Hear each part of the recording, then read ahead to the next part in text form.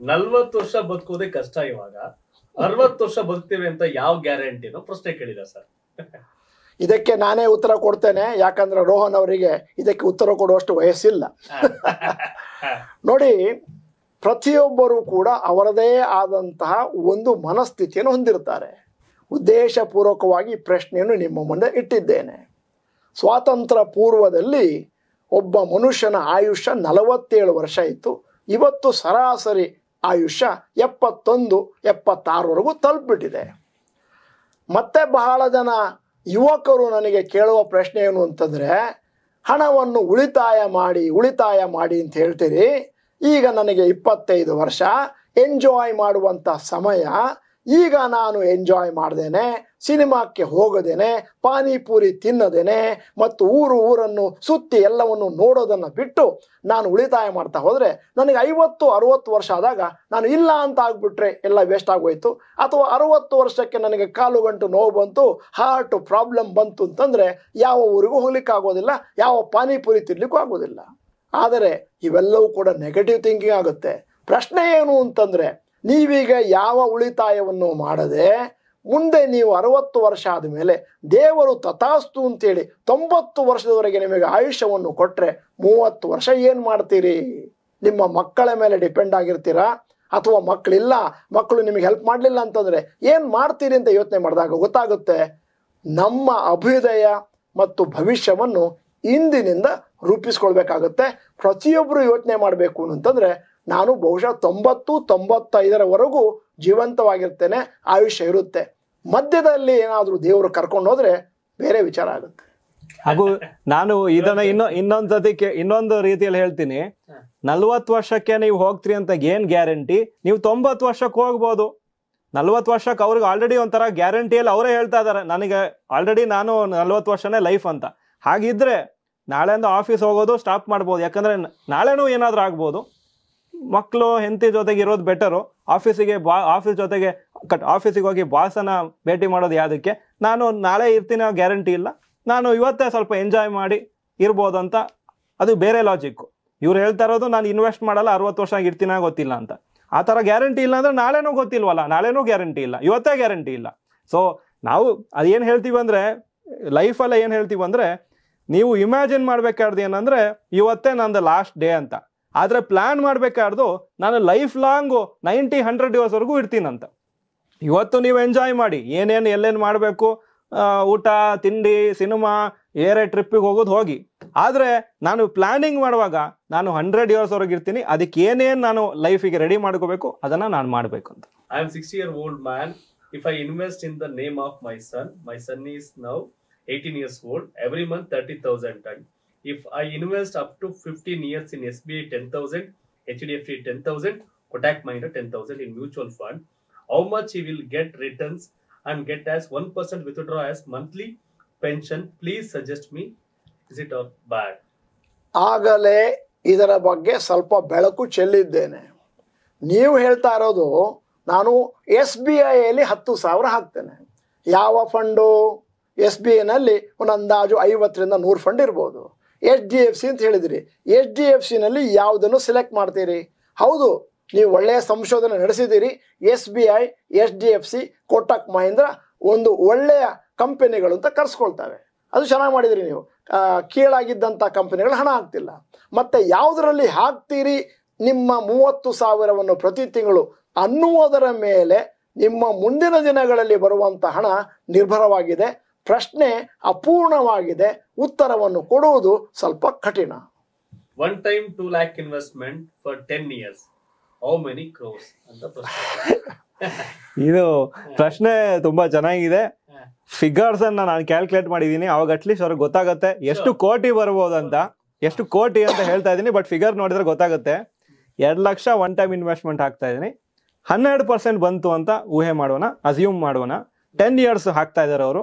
10 years ಆದಮೇಲೆ ಅದು 6.2 lakhs ಆಗುತ್ತೆ. ಸ್ವಲ್ಪ ಟ್ಯಾಕ್ಸ್ ಹೋಗ್ಬೋದು. 6.2 lakhs ಅಂತ ಇಟ್ಕೊಳ್ಳಿ. 2 lakhs ನಾನು 14% ಆಗಿ ಗ್ರೋತ್ ಮಾಡ್ಕೊಳ್ತೀನಿ. ಒಳ್ಳೆ ಮ್ಯೂಚುವಲ್ ಫಂಡ್ ಸೆಲೆಕ್ಟ್ ಮಾಡ್ತೀನಿ. 10 ವರ್ಷಕ್ಕೆ ಬಿಡ್ತೀನಿ ಅಂದರೆ 7.4 lakhs ಆಗುತ್ತೆ.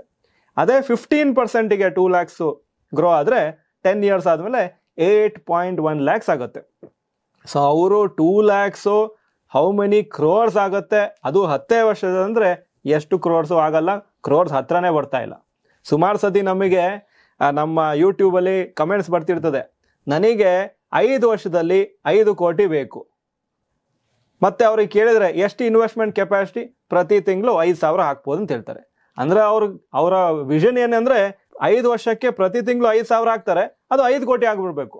ಹಾಗೂ ಕೆಲವು ಸತಿ ಇನ್ನೂ ಕೆಲವ್ರು ಕೇಳ್ತಾರೆ, 3,000 ರೂಪಾಯಿ ಪರ್ ಮಂತ್ ಹಾಕ್ತೀನಿ, 3 ವರ್ಷ ಹಾಕ್ತೀನಿ, ಅದು 1 ಕೋಟಿ ಆಗತ್ತಾ ಅಂತ. ಅವರು ದೊಡ್ಡ ಕ್ಯಾಲ್ಕುಲೇಷನ್ ಬೇಡ, ಕಂಪ್ಯೂಟ್ರು ಕ್ಯಾಲ್ಕುಲೇಟರ್ ಬೇಡ, 5,000 ಅಥವಾ 3,000 ಪ್ರತಿ ತಿಂಗಳು ಹಾಕಿದ್ರೆ 1 ವರ್ಷಕ್ಕೆ ಎಷ್ಟು ಹಾಕಿದೆ, 3 ವರ್ಷಕ್ಕೆ ಎಷ್ಟು ಹಾಕಿದೆ, ಆ ಅಮೌಂಟ್ 1 ಕೋಟಿ ಆಗತ್ತೆ ಅಂತ ನೋಡಿದ್ರೆ ಅವ್ರಿಗೆ ಅಲ್ಲೇ ಗೊತ್ತಾಗುತ್ತೆ ಇದು ನಾನು ಎಕ್ಸ್ಪೆಕ್ಟೇಷನ್ ರಾಂಗ್ ಇಟ್ಕೊಂಡಿದ್ದೀನಿ ಅಂತ. ಈ ಥರ ಪ್ರಶ್ನೆ ಕೇಳೋದು ಪರವಾಗಿಲ್ಲ, ಬಟ್ ಸ್ವಲ್ಪ ನಾವು ಥಿಂಕ್ ಮಾಡೋ ಒಂದು ಕೆಪಾಸಿಟಿ ಅಥವಾ ನಾವು ಒಂದು ಹ್ಯಾಬಿಟ್ ಅನ್ನು ಡೆವಲಪ್ ಮಾಡಿದ್ರೆ ನಮಗೆ ಗೊತ್ತಾಗುತ್ತೆ ನಾವು ಎಲ್ಲಿದ್ದೀವಿ, ಎಲ್ಲಿ reach. I am 28 years old. If I invest 5,000 per month, that means I will invest 60,000 per year.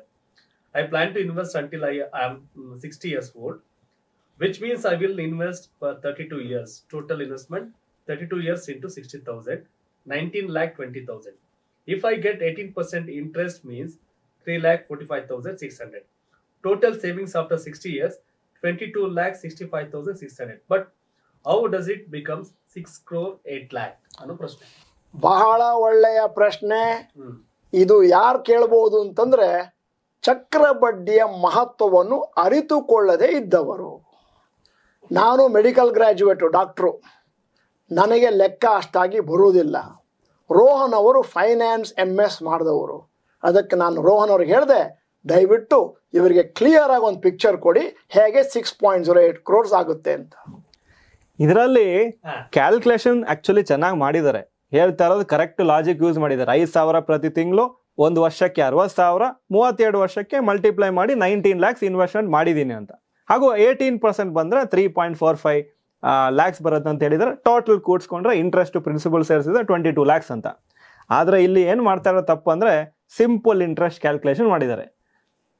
ನನ್ನ ಸಿಲೆಬಸ್ಸು ಬೇರೆ ಎಲ್ಲರಿಗೂ ಅದೇ ಥರ ಇರಬೇಕು. 7ನೇ ಕ್ಲಾಸು, 8ನೇ ಕ್ಲಾಸು, 9ನೇ class simple interest, compound interest ಅಂತ ಹೇಳ್ಕೊಟ್ಟಿದ್ರು. ಆವಾಗ ಇದ್ರದ್ದು ಸೀರಿಯಸ್ನೆಸ್ ಗೊತ್ತಾಗಿರಲಿಲ್ಲ, ಈಗ ಅರ್ಥ ಆಗುತ್ತೆ. ನೀವು ಒಂದು ದುಡ್ಡನ್ನು ಇನ್ವೆಸ್ಟ್ ಮಾಡಿ ಅದು ಗ್ರೋತ್ ಆಗುತ್ತೆ, ಅದ್ರ ಮೇಲೆ ಇನ್ನೊಂದು ಸತಿ ಗ್ರೋತ್ ಆಗೋದಕ್ಕೆ ಕಾಂಪೌಂಡ್ ಇಂಟ್ರೆಸ್ಟ್ ಅಂತ ಕರಿತೀವಿ. ಸೊ ಒಂದು FD ಹಾಕ್ತೀರಿ, FDಲಿ 100 ರೂಪಾಯಿ ಹಾಕಿದ್ದು 7% ಬರುತ್ತೆ, 7% ಅಲ್ಲಿ 107 ರೂಪಾಯಿ ಆಯಿತು. ಪುನಃ ನೆಕ್ಸ್ಟ್ ಇಯರ್ಗೂ ಹಾಗೆ ಬಿಟ್ಟರೆ 107 ರೂಪಾಯಿಗೆ 7% ಬರುತ್ತೆ. ಇವ್ರೇನು ಮಾಡಿದ್ದಾರೆ, 100 ರೂಪಾಯಿ ಹಾಕ್ತಾ ಇದ್ದೀನಿ, ಅದಕ್ಕೆ 18% ಬರುತ್ತೆ. ಆದರೆ ಪುನಃ ನೆಕ್ಸ್ಟ್ ಇಯರ್ 100 ರೂಪಾಯಿಗೆ 18% ಹಾಕ್ತಾ ಇದ್ದಾರೆ. ಆವಾಗ 100 ರೂಪಾಯಿ ಮಾತ್ರ ಪ್ರಿನ್ಸಿಪಲ್ ಅಮೌಂಟು, 18 ರೂಪಾಯಿ ಮರ್ತೋಗಿದ್ದಾರೆ. 18 ರೂಪಾಯಿ ಏನು ಬರ್ತಾ ಇದೆ, ಅದಕ್ಕೆ ಪುನಃ ಇಂಟ್ರೆಸ್ಟ್ ಬಂದು ಚಕ್ರ ಬಡ್ಡಿ ಅಂತ ಏನು ಕರಿತೀವಿ, ಅದನ್ನು ಕ್ಯಾಲ್ಕುಲೇಷನ್ ಮಾಡುವಾಗ 6 crore ಅಂತೇನೋ ಹೇಳಿದ್ರು. ಅದು ಸ್ವಲ್ಪ ತಪ್ಪಾಗಿರೋ ಕ್ಯಾಲ್ಕುಲೇಷನ್. ನಾನು ನೋಡಿದ ಪ್ರಕಾರ 7.8 ವರೆಗೆ ಬರ್ಬೋದು. ಸೆಕೆಂಡು, ಇಲ್ಲಿ ಸಿಂಪಲ್ ಇಂಟ್ರೆಸ್ಟ್, ಕಾಂಪೌಂಡ್ ಇಂಟ್ರೆಸ್ಟ್, ಅಂದರೆ ಸರಳ ಬಡ್ಡಿ, ಚಕ್ರ ಬಡ್ಡಿ ಡಿಫ್ರೆನ್ಸ್ ಗೊತ್ತಾಗಬೇಕು. ಸೆಕೆಂಡು, 18% ಯಾವ ಇನ್ವೆಸ್ಟ್ಮೆಂಟ್ ಬರದೇ ಇರ್ಬೋದು. ನಾವು ಅಸ್ಯೂಮ್ ಮಾಡಬೇಕು, ನಾವು ಕ್ಯಾಲ್ಕುಲೇಷನ್ ಮಾಡೋ ಟೈಮಲ್ಲಿ 12 to 14 to 15% ಅಸ್ಯೂಮ್ ಮಾಡಬೇಕು. ಅಕಸ್ಮಾತ್ ಅದಕ್ಕಿಂತ ಜಾಸ್ತಿ ಬಂದರೆ ತುಂಬ ಖುಷಿ, ಬರಲಿಲ್ಲ ಅಂದ್ರೂ ಇದು ನಾರ್ಮಲ್ ರಿಟರ್ನ್ಸ್ ಬಂದಿದೆ 12-14% ಮ್ಯೂಚುವಲ್ ಫಂಡ್, ಶೇರ್ ಮಾರ್ಕೆಟ್ಲಿ ಅಂತ ತಿಳ್ಕೊಬೇಕು. ಎಕ್ಸ್ಪೆಕ್ಟೇಷನ್ ಇರುವಾಗಲೇ 18%, 20% ಅಂತ ಬರೋದು ತಪ್ಪಾಗುತ್ತೆ. ಯಾಕಂದರೆ 99% ಜನರಿಗೆ ಅದು ಬರೋದಿಲ್ಲ. ಕೆಲವರಿಗೆ ಬರುತ್ತೆ, ಚೆನ್ನಾಗಿ ಇನ್ವೆಸ್ಟ್ಮೆಂಟ್ ತಿಳ್ಕೊಂಡವರು, ಚೆನ್ನಾಗಿ ನೋಡ್ಕೊಂಡವರು ಬರ್ತಾರೆ, ಬಟ್ ಬೇರೆಯವರಿಗೆ ಬರೋದಿಲ್ಲ. ಸೊ ಕ್ಯಾಲ್ಕುಲೇಷನ್ ಪರ್ಪಸಿಗೆ 18% ಹಾಕಿದ್ದು ಪರವಾಗಿಲ್ಲ, ಅವರಿಗೆ ಅರ್ಥ ಆಗಲಿಕ್ಕೆ ಇದು ಯಾವ ಥರ ವರ್ಕ್ ಆಗುತ್ತೆ ಅಂತ. ಆದರೆ ಅವ್ರು ತಿಳ್ಕೊಬೇಕಾದ್ರೆ ಏನಂದರೆ ಸರಳ ಬಡ್ಡಿ, ಚಕ್ರ ಬಡ್ಡಿ ಈ ಕಾನ್ಸೆಪ್ಟು ಮರ್ತಿದ್ದಾರೆ. ಸ್ಕೂಲಲ್ಲಿ ಕಲ್ತಿದ್ದೀವಿ, ಎಲ್ಲರೂ ಕಲ್ತಿದ್ದೀವಿ, ಅದನ್ನು ಇನ್ನೊಂದ್ಸತಿ ನೆನಪಿಸ್ಕೋಬೇಕು. ಹಾಗೂ ಬೇರೆಯವ್ರಿಗೂ ಏನು ಹೇಳ್ತಾ ಇದ್ದೀನಿ ಅಂದರೆ, ಬೇರೆಯವರು ಇದೇ ಥರ ತಪ್ಪು ಮಾಡ್ತಾರೆ. ಸೊ ಇದನ್ನು ಮೈಂಡಲ್ಲಿ ಇಟ್ಕೋಬೇಕು. ನಮ್ಮ ಮಕ್ಕಳಿಗೂ ನಾವು ಹೇಳ್ಕೊಡುವಾಗ, ಸ್ಕೂಲಲ್ಲಿ ಹೇಳ್ಕೊಡುವಾಗ ಟೆಕ್ಸ್ಟ್ ಬುಕ್ಕಲ್ಲಿ ಅದನ್ನು ಯಾವ ಥರ ಹೇಳ್ಕೊಡೋದಿಲ್ಲ. ನಾವು ರಿಯಲ್ ಲೈಫ್ ಎಕ್ಸಾಂಪಲ್ ಕೊಡುವಾಗ ಅವ್ರಿಗೆ ಚೆನ್ನಾಗಿ ಅರ್ಥ ಆಗುತ್ತೆ, ಹಾಗೂ ಅದು ಅವರ ಲೈಫಲ್ಲಿ ಯೂಸ್ ಮಾಡ್ತಾರೆ ಫ್ಯೂಚರಲ್ಲಿ.